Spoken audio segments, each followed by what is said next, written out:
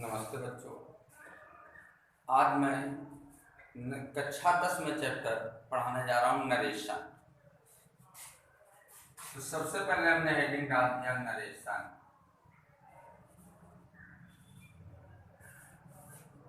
Narration narration को हिंदी में कहते हैं कथन।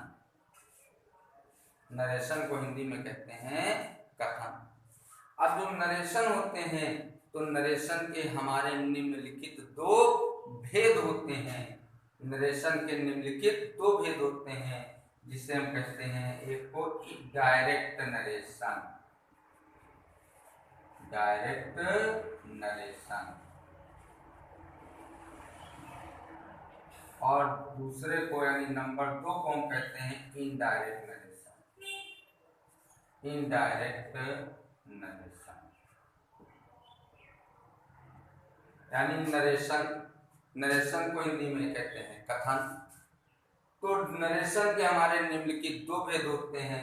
नंबर 1 होता है डायरेक्ट नरेशन, नंबर 2 होता है इनडायरेक्ट नरेशन। डायरेक्ट नरेशन को हम हिंदी में कहते हैं प्रत्यक्ष कथन, प्रत्यक्ष कथन।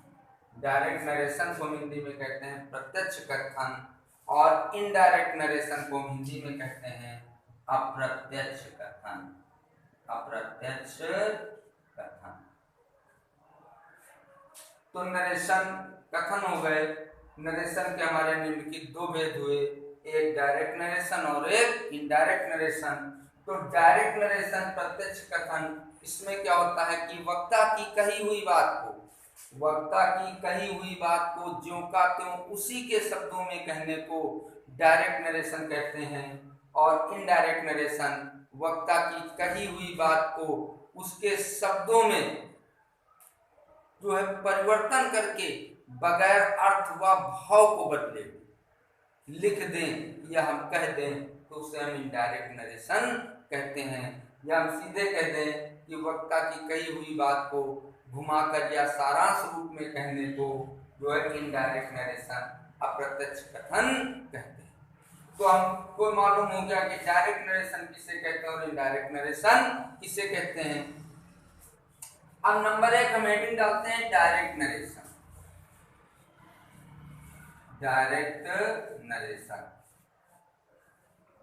तो नंबर 1 हमने हेडिंग डाल दिया डायरेक्ट नरेशन।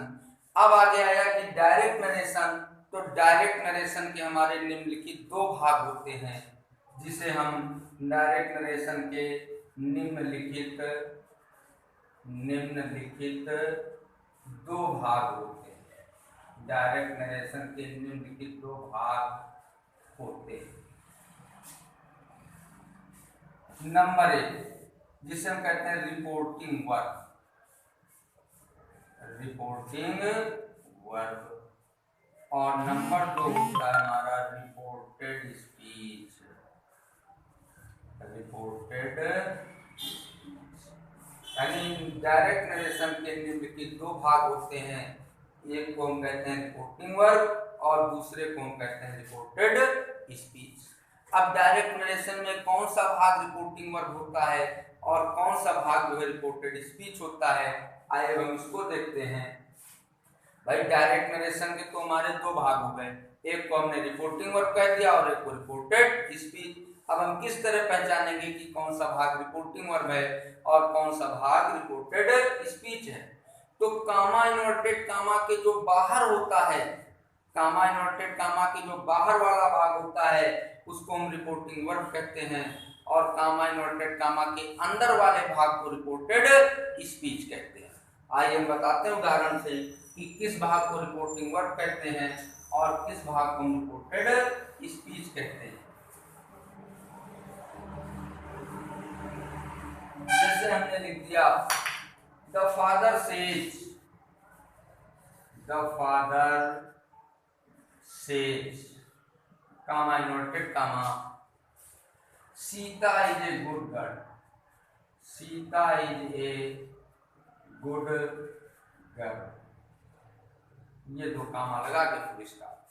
अब देखिए the father says comma inverted comma Sita is a good girl, फिर इधर दो कामा लगा के क्लोज। तो कर दिया, देखिए दो कामा इधर लगे हुए हैं, दो कामा इधर हो गए। ये भाग देखो हमारा कामा इन्वर्टेड कामा के अंदर हो गया, और ये भाग देखिए हमारा कामा इन्वर्टेड कामा के बाहर। तो जो कामा इन्वर्टेड कामा के बाहर वाला भाग होता है उसको हम रिपोर्टिंग वर्ब कहते हैं। क्या कहते हैं? Reporting verb.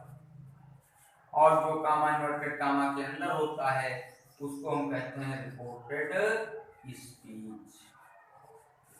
तो डायरेक्ट नरेशन के हमारे दो भाग हो गए, एक रिपोर्टिंग वर्ब हो गया और एक रिपोर्टेड स्पीच हो गया।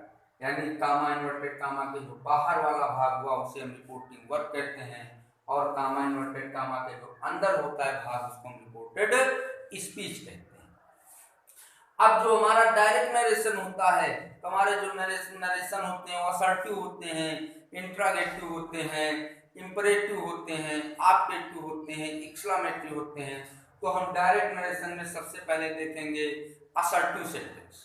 तो असर्टिव सेंटेंस में भी जो है कई नियम होते हैं।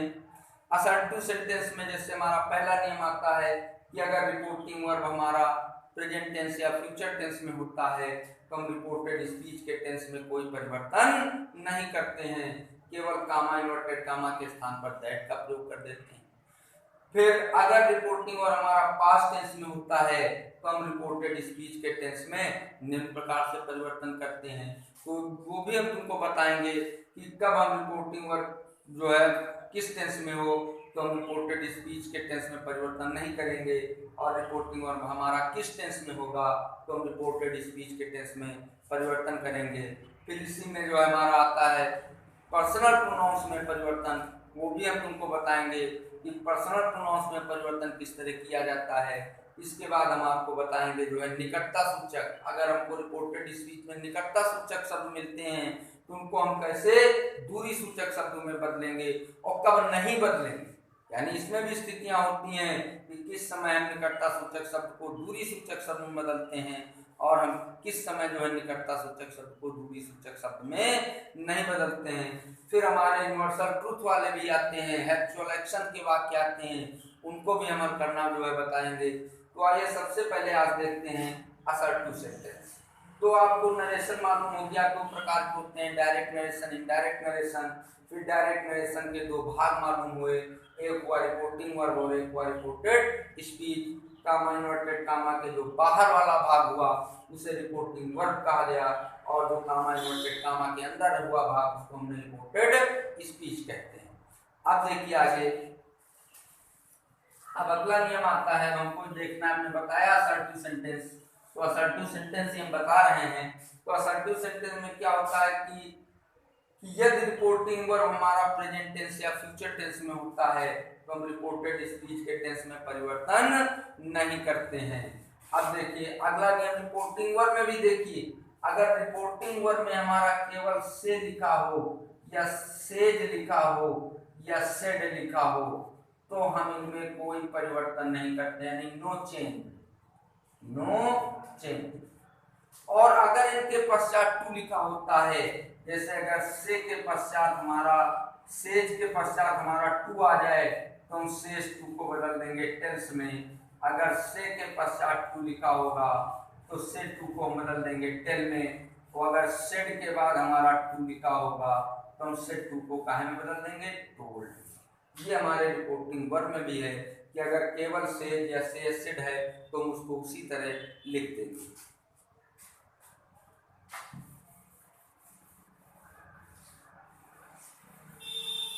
तो आइए देखते हैं कि सेज, अब सेज के बाद टू नहीं है तो हम सेज को ऐसे लिखेंगे, द फादर सेज।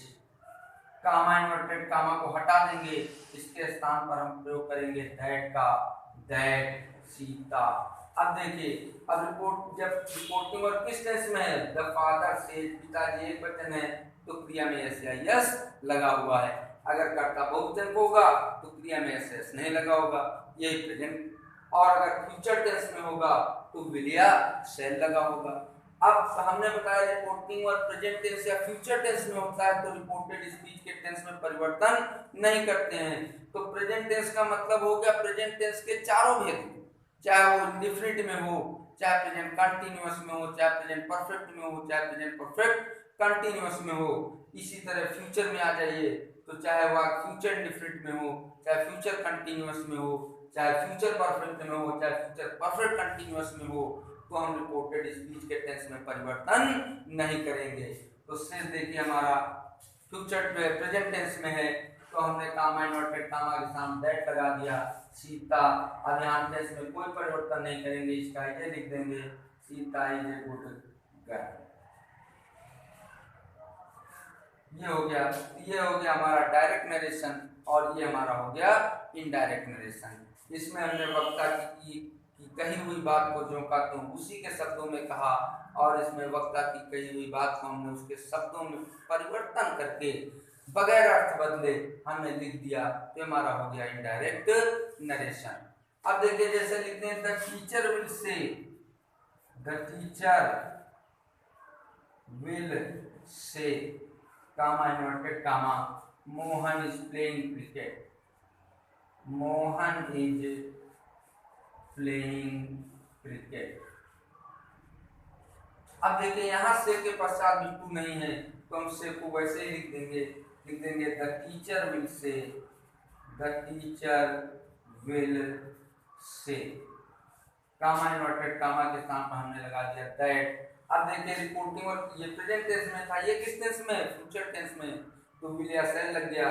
तो जब फ्यूचर टेंस में है तो भी हम रिपोर्टेड स्पीच के टेंस में परिवर्तन नहीं करेंगे, केवल कामा इन्वर्टेड कामा के स्थान पर दैट लगा देंगे और पूरा वाक्य वैसे लिख देंगे मोहन इज प्लेइंग क्रिकेट। अब देखिए हम बारी बारी से एक एक नियम बता रहे हैं। अब इसमें प्रोनाउंस में परिवर्तन नहीं है, सब जो है हमारे थर्ड पर्सन के जो है नाउंस जो है थर्ड पर्सन के प्रोनाउंस हमारे लगे हुए हैं। अभी हमने जो है सर्वनाम में परिवर्तन यानी पर्सनल प्रोनाउंस में परिवर्तन नहीं बताया है, आगे हम प्रोनाउंस में परिवर्तन भी बताएंगे किस तरह हमको करना है। पहले एक एक नियम देखते रहिए। अब ये हो गए हमारे रिपोर्टिंग और प्रेजेंट टेंस और फ्यूचर टेंस में। तो अगर रिपोर्टिंग और प्रेजेंट टेंस या फ्यूचर टेंस में होता है तो हम रिपोर्टेड स्पीच के टेंस में परिवर्तन नहीं करते हैं, केवल कामा इन्वर्टेड कामा के स्थान पर दैट लगा देते हैं और वैसे इस वाक्य को वैसे ही लिख देते हैं, यानी रिपोर्टेड स्पीच के टेंस में हम कोई परिवर्तन नहीं करते हैं। अब आइए देखते हैं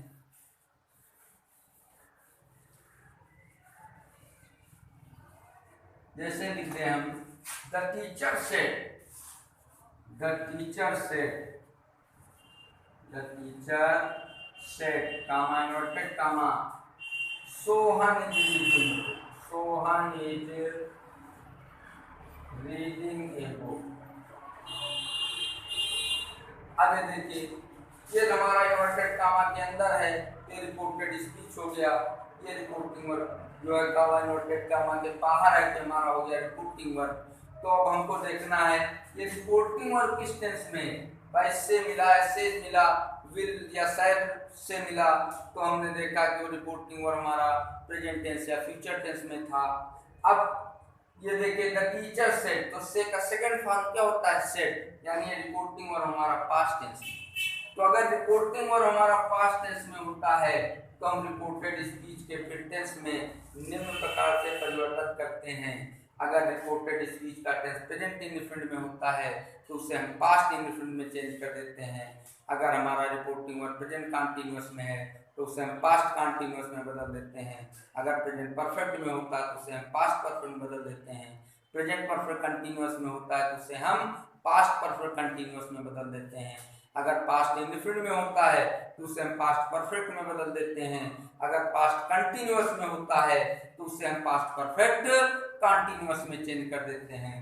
और अगर पास्ट परफेक्ट और पास्ट परफेक्ट कंटीन्यूअस लिखा होता है रिपोर्टेड स्पीच में, यानी हैड और हैड बीन लिखा होता है, तो हम उसके टेंस में फिर कोई परिवर्तन नहीं करते हैं। फिर फ्यूचर में आ जाते हैं। अगर यहाँ विल है तो हम विल के स्थान पर वुड लिख देते हैं। अगर शैल आता है तो शैल के स्थान पर शुड लिख देते हैं। कैन आता है तो कैन के स्थान पर कुड लिख देते हैं। अगर मे आता है तो मे के स्थान पर माइट लिख देते हैं। और अगर रिपोर्टेड स्पीच में could, could, should, must, might, ought to, used to, need, to go आता है तो हम उसमें कोई परिवर्तन नहीं करते हैं। अब देखिए यहाँ द टीचर सेड, तो तो सेट के बाद भी हम ट्रू नहीं है तो हम इससे जो है सेट का सेट ही लिख देंगे।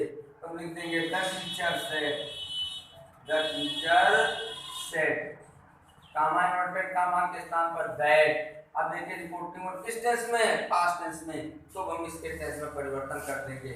अब ये किस टेंस में है, इसको वहां रीडिंग में वो प्रेजेंट कंटीन्यूअस इजार लगा कर क्रिया में एनजी, तो इसको हम क्या बदल देंगे पास्ट कंटीन्यूअस में। तो पास्ट कंटीन्यूअस की सहायक क्रिया हेल्पिंग वर्ब क्या होती है, वाज है।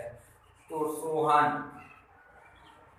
अब यहाँ की है तो सोहन का क्या आ जाएगा, वाज रीडिंग, वाज रीडिंग ए।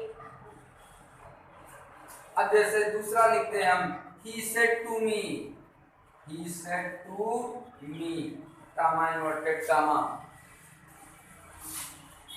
श्याम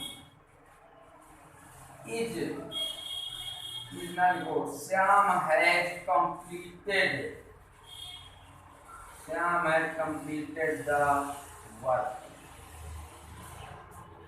ये हो गया। तो अब देखिए हमको रिपोर्टिंग वर्ब में क्या मिल गया, सेट टू, सेट था तो हमने सेट को सेट लिख दिया, मिला सेट टू, तो सेट टू के स्थान पर अब हम क्या लिख देंगे, टोल्ड। तो ही सेड टू मी का हम क्या लिख देंगे, ही टोल्ड मी। ध्यान रखना है कि सेड टू ही टोल्ड बदलेगा, टोल्ड टू नहीं लिखना है, सेड टू ही हमारा काम बदलेगा टोल्ड में। कामा इन्वर्टेड कामा के स्थान पर क्या लगा देंगे, दैट, फिर लिख देंगे श्याम। अब देखिए हैज हैव किस टेंस का, हेल्पिंग वर्ब ऐसा है क्रिया प्रेजेंट परफेक्ट टेंस का। तो प्रेजेंट परफेक्ट कहाँ बदलता है, पास्ट परफेक्ट में। तो पास्ट परफेक्ट सहायक क्रिया क्या होती है, हैड। तो हैड को कहाँ बदल देंगे, हैड में, had completed, had completed the work. ये हमारे हो गए टेंस में परिवर्तन। तो असर्टिव सेंटेंस में हमने बताया आज कि अगर रिपोर्टिंग वर्ब प्रेजेंट टेंस या फ्यूचर टेंस में होता है तो हम रिपोर्टेड स्पीच के टेंस में परिवर्तन नहीं करते हैं। अगर हमारा रिपोर्टिंग वर्ब पास्ट टेंस में होता है तो हम रिपोर्टेड स्पीच के टेंस में भी निम्न प्रकार से परिवर्तन करते हैं। बस बच्चों आज के लिए इतना ही। कल हम इसी के आगे हम बताएंगे कि जो है किस समय भाई टेंस में परिवर्तन अगर रिपोर्टिंग वर्ब प्रेजेंट टेंस या फ्यूचर टेंस में हुआ तो जो है रिपोर्टेड स्पीच के टेंस में कोई परिवर्तन नहीं हुआ। यानी रिपोर्टिंग वर्ब अगर हमारा प्रेजेंट टेंस या फ्यूचर टेंस में था तो हमने रिपोर्टेड स्पीच के टेंस में कोई परिवर्तन नहीं किया। फिर आया हमारा रिपोर्टिंग वर्ब जब पास्ट टेंस में आया तो हमने रिपोर्टेड स्पीच के टेंस में निम्न प्रकार से परिवर्तन किया। फिर आएगा आगे अगला नियम, यूनिवर्सल ट्रूथ, हैप्चुअल एक्शन, निकटता सूचक शब्दों को दूरी सूचक शब्दों में बदलना। ये सारे नियम हमारे असर्टिव सेंटेंस में आते हैं। बस आज के लिए इतना ही। अगले जो वीडियो में हम इसी के आगे हम फिर बताएंगे कि उनमें किस तरह परिवर्तन नहीं होता है और किस तरह परिवर्तन होता है, ये हम तुमको अगले वीडियो में बताएंगे। बस आज के लिए इतना है।